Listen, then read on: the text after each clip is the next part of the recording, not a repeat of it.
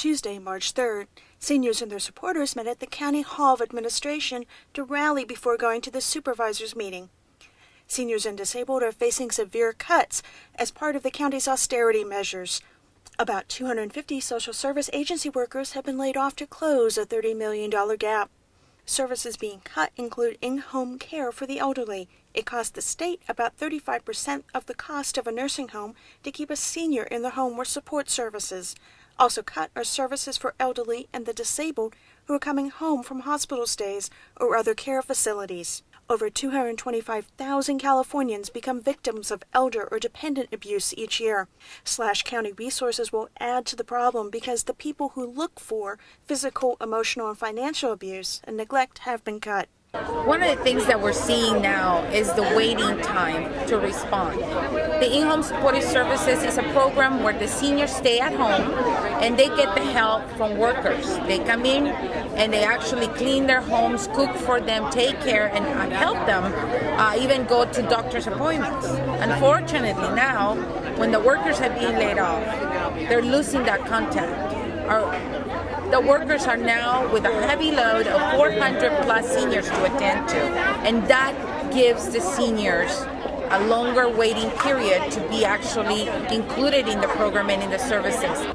You go around, if you go to visit any senior centers or any place like that, you see that they just drop them off and sort of forget about them. And I had a stroke, and if it wasn't for the home and supportive care, I don't know what I would have did, because I wouldn't have even made it living in a boarding care room aboard or these convalescent homes. And I thank God for the program. It's important that we do the work to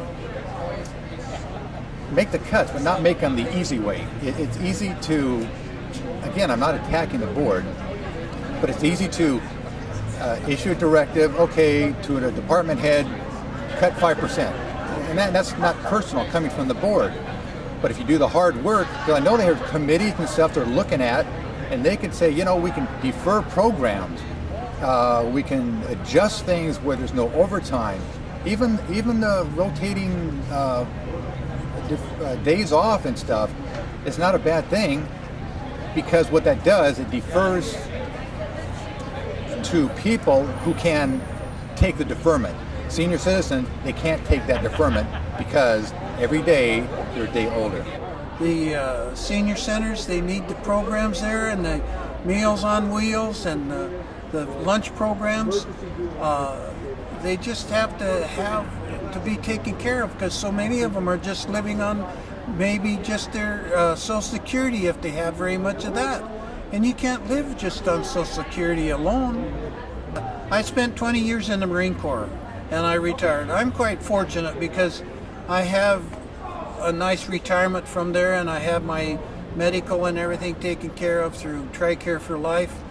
And I'm quite fortunate compared to a lot of my other friends. A lot of veterans have nothing. They just stayed in 3 or 4 years and got out of the service, and they don't have anything.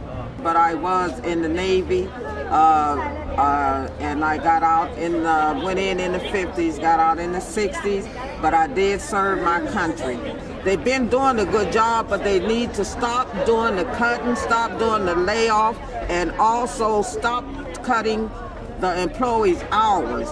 Their hours, I feel, should be cut, and not remodeling their offices. They need to put focus on us seniors. The United States is one of the only countries in the world that does not take care of their seniors. Why do you think we do that? Sometimes I think it's greed on the part of the political people, that they just want to have everything for them at that time, and they don't look into the future. My voting place is at the senior, and yes, we have been having such a great turnout there with the seniors coming there voting. And we will work harder to get the right people in. We have to. Definitely, we have to. We have to work harder to make sure that the people that are elected are the people that will represent our needs and definitely defend us all the way, not just during election time, but always. I would like to have everybody get out and vote to get some good people in there that would take care of the seniors and the other people. After the rally, seniors and their supporters went to the Board of Supervisors meeting to tell them how the budget cuts are harming their lives. Reggie Mundakis for the Liberal OC.